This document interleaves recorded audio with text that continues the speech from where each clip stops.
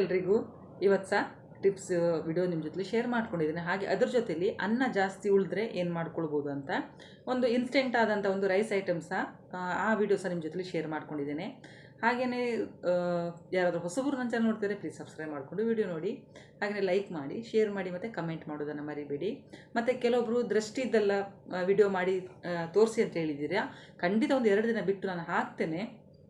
ಆಮೇಲೆ ಕೆಲವೊಬ್ಬರು ಸಣ್ಣ ಸಣ್ಣ ನೊಣ ಎಲ್ಲ ಅದು ಬರ್ತದಲ್ಲ, ಅದಕ್ಕೆ ಏನಾದರೂ ಒಂದು ಸೊಲ್ಯೂಷನ್ ಹೇಳಿ ಅಂತೇಳಿ, ಖಂಡಿತ ಅದು ಸಹ ನಿಮ್ಮ ಜೊತೆ ಶೇರ್ ಮಾಡ್ಕೊಳ್ತೇನೆ. ತುಂಬ ಪ್ರೀತಿ ತೋರಿಸ್ತಾ ಇದ್ದೀರಾ, ಹೀಗೇ ನಿಮ್ಮ ಪ್ರೀತಿ ಸದಾ ಇರಲಿ ನನ್ನ ಜೊತೆಯಲ್ಲಿ.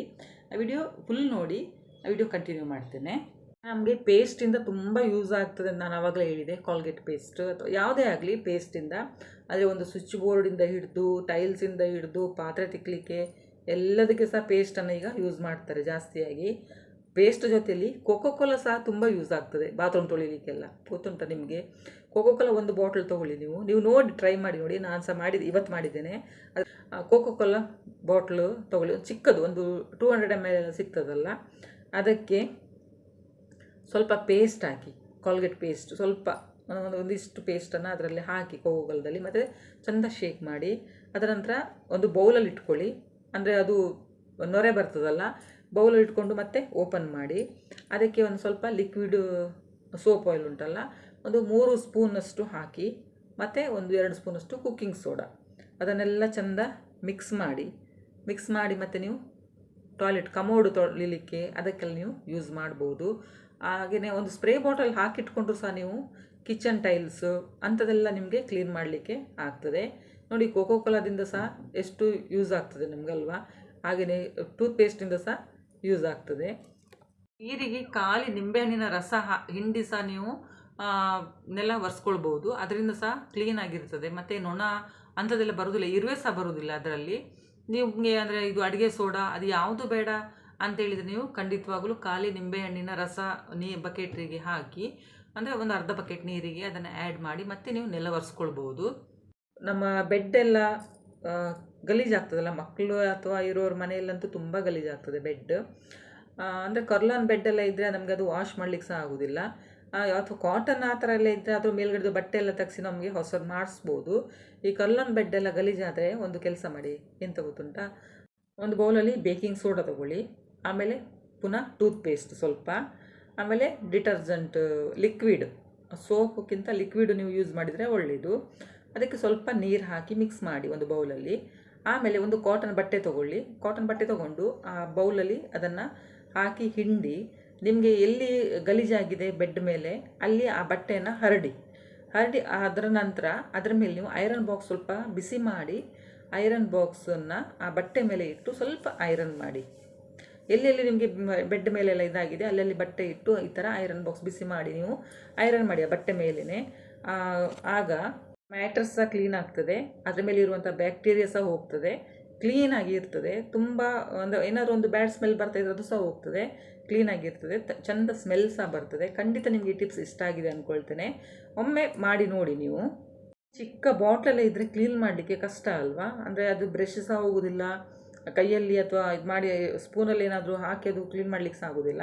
ಅದಕ್ಕೆಂತ ಮಾಡಿ ಹೇಳಿದ್ರೆ, ಬಾಟ್ಲಿಗೆ ಸ್ವಲ್ಪ ಅಕ್ಕಿ ಹಾಕಿ ಮತ್ತು ಸ್ವಲ್ಪ ಸೋಪದ್ದು ಲಿಕ್ವಿಡ್ ಇರ್ತದಲ್ಲ ಅದನ್ನು ಸ್ವಲ್ಪ ಹಾಕಿ, ಆಮೇಲೆ ನೀರು ಹಾಕಿ ಚೆಂದ ಶೇಕ್ ಮಾಡಿ, ಆಮೇಲೆ ಅದನ್ನು ತೆಗೆದು ಪುನಃ ನೀರು ಹಾಕಿ ಕ್ಲೀನ್ ಮಾಡಿ. ಬಾಟ್ಲು ಕ್ಲೀನಾಗಿ ಇರ್ತದೆ ಮತ್ತು ಬ್ಯಾಡ್ ಸ್ಮೆಲ್ ಸಹ ಇರೋದಿಲ್ಲ. ಒಂದು ರೆಮಿಡಿ ಇನ್ನೊಂದು ಹೇಳ್ತೇನೆ ನಾನು, ಏರ್ ಫ್ರೆಶ್ನರ್. ಅಂದರೆ ನಮಗೆ ಈಗ ಗೋಡ್ರೇಜಲ್ಲಾಗಲಿ ಅಥವಾ ಕಿಚನಲ್ಲಾಗಲಿ ಸ್ವಲ್ಪ ಸ್ಮೆಲ್ಲೆಲ್ಲ ಬರ್ತಾ ಇರ್ತದಲ್ಲ, ಆಗ ಎಂತ ಮಾಡಿ ಹೇಳಿದರೆ, ಚಿಕ್ಕ ಬೌಲು ಅಥವಾ ಮಣ್ಣಿನ ಇದಿರ್ತದಲ್ಲ ದೀಪ, ಅದು ಸಹ ಆಗ್ತದೆ. ಅದರಲ್ಲಿ ಸ್ವಲ್ಪ ಉಪ್ಪು ಹಾಕಿ, ಒಂದು 2-3 ಟೇಬಲ್ ಸ್ಪೂನಷ್ಟು ಉಪ್ಪು ಹಾಕಿ, 2 ಸ್ಪೂನಷ್ಟು ಕಂಫರ್ಟ್ ನಾವು ಬಟ್ಟೆಗೆ ಹಾಕ್ತೇವಲ್ವ ಅದನ್ನು ಹಾಕಿ, ಅದರ ನಂತರ ಅದರ ಮೇಲೆ ಸ್ವಲ್ಪ ಲವಂಗ ಹಾಕಿ, ಒಂದು 10 ಲವಂಗ ಆದರೂ ಬೇಕಾಗ್ತದೆ. 10 ಲವಂಗ ಎಲ್ಲ ಹಾಕಿ, ಅದೇನು ಕ್ಲೋಸ್ ಮಾಡಬೇಕಂತೇನಿಲ್ಲ, ಹಾಗೆಯೇ ನೀವು ಕಿಚನಲ್ಲಿ ಇಟ್ಕೊಳ್ಬೋದು, ಅಥವಾ ಗೋಡ್ರೇಜಲ್ಲಿ ಅಡಿಯಲ್ಲಿ ಅಥವಾ ಫ್ರಿಡ್ಜ್ ಹತ್ರ ಹಾಗೆಲ್ಲ ಇಟ್ಕೊಳ್ಬೋದು. ಅಂದರೆ ಒಂದು ಅರೋಮಾ ಒಳ್ಳೇದು ಬರ್ತದೆ ಅದರಿಂದ, ಮತ್ತು ಏನಾದರೂ ಒಂದು ಬ್ಯಾಡ್ ಸ್ಮೆಲ್ ಅಂಥದ್ದೆಲ್ಲ ಇದ್ದರೆ ಹೊರಟು ಹೋಗ್ತದೆ, ಆ ಸ್ಮೆಲ್ಲಿಗೆ ಗೊತ್ತಾಗೋದಿಲ್ಲ. ನೀವು ಗೋಡ್ರೇಜಲ್ಲಿ ಸಹ ಇಟ್ಕೊಳ್ಬೋದು. ನಿಮಗೆ ಗೋಡ್ರೇಜಲ್ಲಿ ಇಟ್ಕೊಳ್ಬೇಕಂತೇಳಿದರೆ ಖಾಲಿ ಮಾಡಿದ್ದು ಸೋಪ್ ಬಾಕ್ಸ್ ಇರ್ತಲ್ಲ, ಅಂದರೆ ಕವರ್, ಸೋಪಿದು ಕವರ್, ಯಾವುದು ನೀವು ಸೋಪ್ ಯೂಸ್ ಮಾಡ್ತೀರಾ ಅದರದ್ದು ಕವರನ್ನು ತಗೊಂಡು ಆ ಕವರ್ ಒಳಗಡೆ ಇದು ಹಾಕಿ ಎಂತ ಬೆಂಕಿ ಕಡ್ಡಿ ಇರ್ತದಲ್ಲ, ಉರ್ಸಿದ್ದು ಬೆಂಕಿ ಕಡ್ಡಿ ಅದೊಂದು 4-5 ಹಾಕಿ ಅದರಲ್ಲಿ ಒಳಗಡೆ ಮತ್ತು ಸ್ವಲ್ಪ ಪೌಡರ್, ಟಾಲ್ಕಮ್ ಪೌಡರ್ ಉಂಟಲ್ಲ, ಪೌಂಡ್ಸ್ ಆಗಲಿ ಯಾವುದು ನೀವು ಮನೇಲಿ ಯೂಸ್ ಮಾಡ್ತೀರಾ ಆ ಪೌಡರ್ ಹಾಕಿ ಅದರಲ್ಲಿ. ಮತ್ತು ನೀವು ಸ್ನಾನ ಮಾಡಿ ಉಳಿದದ್ದು ಸೋಪು, ಚಿಕ್ಕ ಚಿಕ್ಕ ಪೀಸ್ ಸೋಪ್ ಇರ್ತದಲ್ಲ, ಆ ಸೋಪನ್ನು ಅದರಲ್ಲಿ ಹಾಕಿ, ಮತ್ತು ಒಂದು 2 ಕರ್ಪೂರ ಸಹ ಅದರಲ್ಲಿ ನೀವು ಹಾಕ್ಕೊಳ್ಬೋದು. ಹಾಗೆಯೇ ಆ ಪ್ಯಾಕೆಟನ್ನು ನೀವು ಕ್ಲೋಸ್ ಮಾಡಿ. ಈಗ ಇದು ಸೋಪಿದು ಕವರ್ ಅಂತೇಳಿ ಅಂದ್ಕೊಳ್ಳಿ, ಇದೆಲ್ಲ ಕ್ಲೋಸ್ ಇರ್ತದೆ, ಇಲ್ಲಿ ಓಪನ್ ಇರ್ತದಲ್ಲ, ಇದೆಲ್ಲ ಹಾಕಿದ ನಂತರ ನೀವು ಇದಕ್ಕೆ ಈ ಥರ ಕ್ಲೋಸ್ ಮಾಡಿ ಒಂದು ಕ್ಲಿಪ್ ಏನಾದರೂ ಹಾಕಿ ನೀವು ಇಲ್ಲಿ, ಅಥವಾ ಒಂದು ಗಮ್ ಏನಾದರೂ ಇದ್ದರೆ ಅದನ್ನು ಸಹ ನೀವು ಇಲ್ಲಿ ಹಾಕ್ಬೋದು. ಈಗ ಎಲ್ಲ ಕಡೆ ಕ್ಲೋಸ್ ಆಗ್ತದಲ್ಲ, ಆಗ ನೀವು ಇಲ್ಲಿ ಒಂದು ಸೂಜಿಯಿಂದ ಇದೆಲ್ಲ ಹೋಲ್ ಮಾಡ್ಕೊಳ್ಬೇಕಾಗ್ತದೆ. ಈ ಥರ ಸ್ವಲ್ಪ ಸ್ವಲ್ಪ ಸಣ್ಣ ಸಣ್ಣದು ಹೋಲ್ ಮಾಡಿ ನೀವು ಅದನ್ನು ಗೋಡ್ರೇಜಲ್ಲಿ ಇಟ್ಕೊಳ್ಬೋದು. ಆ ಹೋಲ್ ಮಾಡೋದ್ರಿಂದ ಅದರ ಸ್ಮೆಲ್ ಬರಲಿಕ್ಕೆ ಅಂದರೆ ಅದರದ್ದು ಪರಿಮಳ ಬರಲಿಕ್ಕೆ ಸ್ಟಾರ್ಟ್ ಆಗ್ತದಲ್ಲ, ನೀವು ಆ ಥರ ಮಾಡಿ ಸಹ ಗೋಡ್ರೇಜಲ್ಲಿ ಇಟ್ಕೊಳ್ಬೋದು. ಹಾಗೆ ನಾನಿಲ್ಲಿ ಒಂದು ಹೊಸ ಮಡಿಕೆಯನ್ನು ಆನ್ಲೈನಲ್ಲಿ ಆರ್ಡರ್ ಮಾಡಿದ್ದೆ, ಅದು ಬಂತು. ಅದನ್ನೀಗ ಓಪನ್ ಮಾಡಿ ತೋರಿಸ್ತೀನಿ ನೋಡಿ. ನಾನು ಅಂದ್ಕೊಂಡಿದ್ದು ಸ್ವಲ್ಪ ದೊಡ್ಡದಿರ್ಬೋದೇನೋ ಅಂತ, ಹೇಗುಂಟಂತೇಳಿ ಗೊತ್ತಿಲ್ಲ, ನೋಡುವ. ಅಂದರೆ ಮಡಿಕೆಯಲ್ಲೆಲ್ಲ ಫುಡ್ ಅಂದರೆ ನಾನ್ ವೆಜ್ ಅಂದರೆ ಈಗ ಮೀನು ಇದು ಪದಾರ್ಥ, ವೆಜ್ ಸಹ ಮಾಡ್ತಾರೆ, ಅನ್ನ ಸಹ ಮಾಡ್ತಾರೆ ಅದರಲ್ಲಿ. ನೋಡಿ ಚಿಕ್ಕದುಂಟು ರೀ,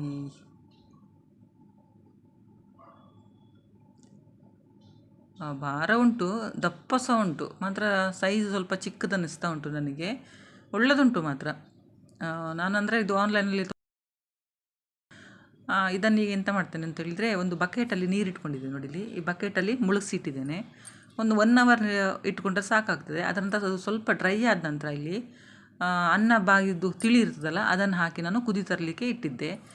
ಅದು ಕುದಿ ಬಂದ ನಂತರ ಅದನ್ನು ಆಫ್ ಮಾಡಿ ಅದರಲ್ಲೇ ಆರಲಿಕ್ಕೆ ಬಿಟ್ಟು, ಅದರ ನಂತರ ನಾನು ಕ್ಲೀನಾಗಿ ತೊಳೆದು ನಿಮಗೆ ತೋರಿಸ್ತಾ ಇದ್ದೇನೆ ನೋಡಿ.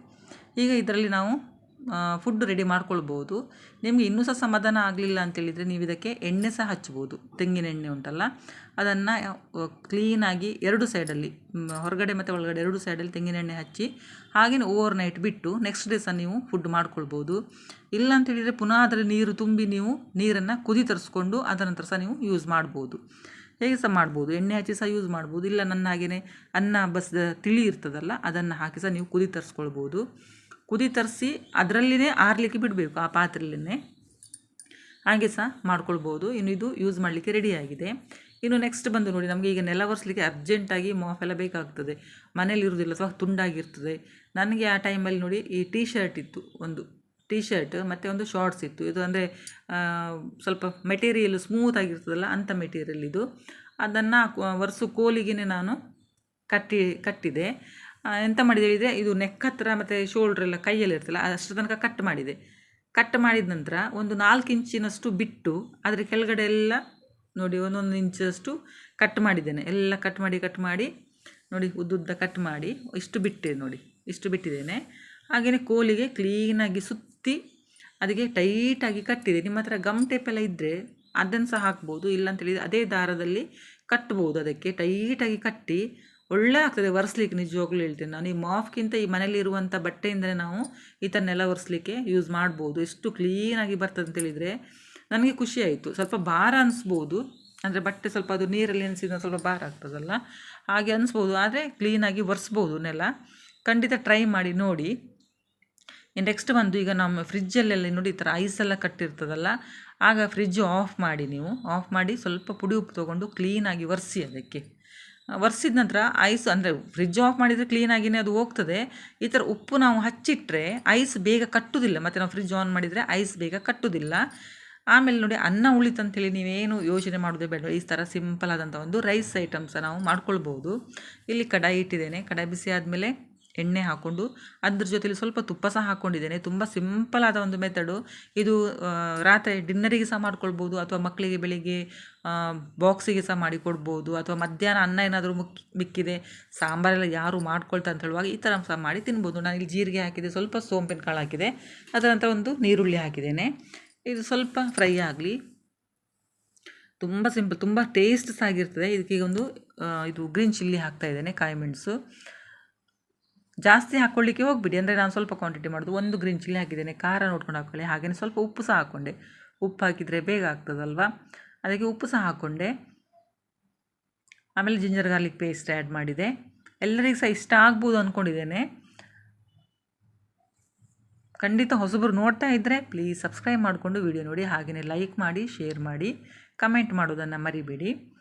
ಹಾಗೆಯೇ ಇದಕ್ಕೀಗ ಸಣ್ಣದಾಗಿ ಕಟ್ ಮಾಡ್ಕೊಂಡಿರುವಂಥ ಕ್ಯಾರೆಟು ಒಂದು ಕಾಲು ಕಪ್ ಸಹ ಎಲ್ಲ ಸ್ವಲ್ಪ ಹಾಕಿದ್ದೇನೆ ನೋಡಿ. ಒಂದು 2-3 ಸ್ಪೂನ್ನಷ್ಟು ಬೀನ್ಸ್ ಸಹ ಹಾಕ್ಕೊಂಡೆ. ಅದು ಸಹ ಚಿಕ್ಕದಾಗಿ ಕಟ್ ಮಾಡಿದ್ದೀನಿ, ಯಾಕಂತ ಹೇಳಿದರೆ ನಾನು ಬೇಯಿಸ್ಕೊಂಡಿಲ್ಲಲ್ಲ, ಖಾಲಿ ಫ್ರೈ ಮಾಡಿ ಅದರಲ್ಲೇ ಬೇಯಿಸ್ಕೊಳ್ಬೇಕಾಗ್ತದೆ. ಹಾಗೆಯೇ ಈಗ ಟೊಮೆಟೊ ಆ್ಯಡ್ ಮಾಡಿದೆ. ಟೊಮೆಟೊ ಸಹ ಸ್ವಲ್ಪ ಫ್ರೈ ಆಗಲಿ.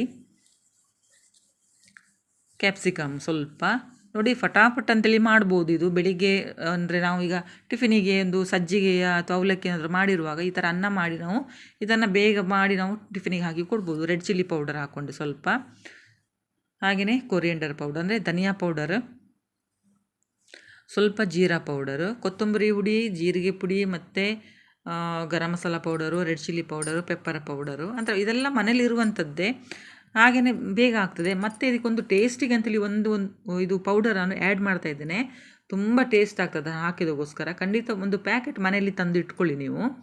ಅಂದರೆ ಮಕ್ಕಳು ಇದು ಹಾಕಿದ್ದು ನೋಡಿ, ಈಗ ಹಾಕ್ತಾಯಿದ್ದೆ ನಾನು ಪಾವ್ ಭಾಜಿ ಮಸಾಲ ಪೌಡರನ್ನು ಆ್ಯಡ್ ಮಾಡಿದ್ದೇನೆ 1 ಟೀ ಸ್ಪೂನಷ್ಟು. ಅದರಿಂದನೇ ಅದು ತುಂಬ ಟೇಸ್ಟಾಗಿ ಬರ್ತದೆ. ಅನ್ನದು ನಾವೀಗ ಮಾಡ್ತಾ ಇದ್ದೇವಲ್ವ, ತುಂಬ ಒಳ್ಳೆಯದಾಗ್ತದೆ ತಿನ್ನಲಿಕ್ಕೆ. ಖಂಡಿತ ಟ್ರೈ ಮಾಡಿ ನೋಡಿ. ಇದೆಲ್ಲ ರೆಡಿ ಆದ ನಂತರ ಇದಕ್ಕೆ ಅನ್ನನ ಮಿಕ್ಸ್ ಮಾಡ್ತಾ ಇದ್ದೇನೆ. ಒಂದು ವೇಳೆ ನೀವು ಅನ್ನ ಫ್ರೆಶ್ ಆಗಿ ಸಹ ಮಾಡ್ಕೊಳ್ಬೋದು, ಅಥವಾ ಮೊದಲನೇ ದಿನ ರಾತ್ರಿ ಅನ್ನ ಏನಾದರೂ ಉಳಿದಿದ್ರೆ ಅಥವಾ ಬೆಳಿಗ್ಗೆ ಮಾಡಿದ ಅನ್ನ ಉಳಿದಿದ್ರೆ ರಾತ್ರಿ ಸಹ ಮಾಡ್ಕೊಳ್ಬೋದು. ಈಗ ಅನ್ನ ಹಾಕಿ ಚೆಂದ ಮಿಕ್ಸ್ ಮಾಡ್ಕೊಳ್ತೇನೆ ನಾನೀಗ.